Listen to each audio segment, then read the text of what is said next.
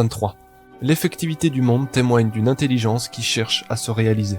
Il y a, dans le monde, quelque chose d'encore imparfait, comme une faille qui cherche à se résorber au fil du temps. C'est cela, l'intention générale des phénomènes. Autrement dit, les objets singuliers ont des intentions, mais toutes ces intentions se rapportent à une intention générale qui est celle de l'intelligence universelle et qui fait tendre tout objet vers une même fin. En un mot, chaque phénomène est une expression de cette intelligence universelle qui fait l'expérience d'elle-même. Elle tend vers un but, elle cherche à advenir pleinement, à se réaliser en totalité. D'une manière extrêmement imagée, nous pourrions dire que cette intelligence n'est pas pleinement elle-même. Si elle produit tout ce qui existe, elle ne se trouve pas en totalité dans les choses qu'elle produit. C'est quelque chose que nous ne pouvons démontrer. Nous ne pouvons qu'en avoir l'intime conviction. Tout ce que nous pouvons en dire est que, lorsque nous observons la nature et l'histoire, il est clair que la vie se cherche. De cela, il suit que la vie continue de se chercher, de s'expérimenter.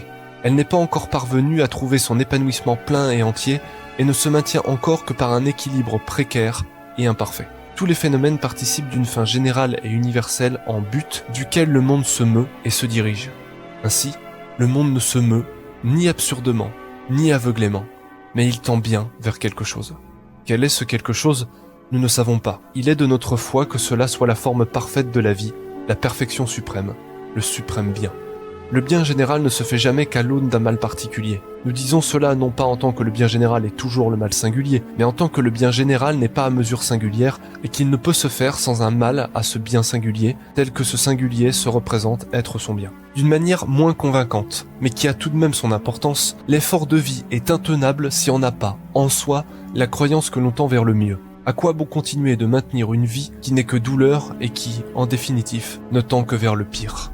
En outre, en tant que le monde est toujours identiquement le même, il reste le même indépendamment de ce qui s'y passe. La vie n'est donc pas une lutte contre elle-même, ce qui reviendrait à dire que la vie est contradictoire à elle-même, mais une unité qui continue d'être indépendamment de comment elle s'exprime. Ce sont les objets singuliers qui luttent entre eux, car leurs intérêts particuliers sont chacun différents. Mais la vie, elle, reste toujours la même. Rien ne naît ni ne meurt, rien n'est triste ni joyeux. Chaque phénomène est l'expression d'une même vie universelle qui continue de se déployer dans tout ce qui existe.